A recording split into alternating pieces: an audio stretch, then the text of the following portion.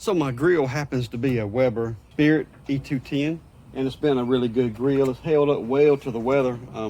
I should have bought another grill cover for it. It lasted a few years, and I just didn't buy another one, but I just cleaned it up a little. It's still holding up well, but it's probably about 5 years old. And the only issue I've ever had with the grill is just these flavorizers. So being the 2 burner, this one has the 3 flavorizers. The grates being cast, they're great.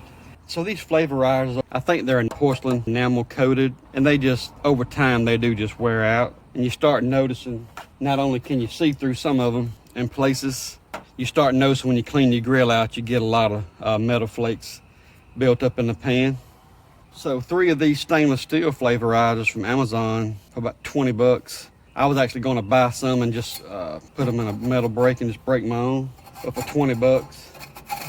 Gonna see how these hold up. So I think these are the 304 stainless, so they should hold up very well. The only other issue I ever had with this grill was just simply because of the flavorizers. I think some flakes would sometimes get in here where this igniter is, and it would actually short out and wouldn't ignite. But if you can see, the burner's in good shape and the igniter's in good shape. It's just a metal flake from the flavorizers would get wedged in, and I'd have to clean it off.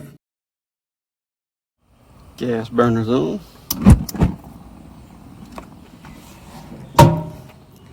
Go, all burned off and ready to grill.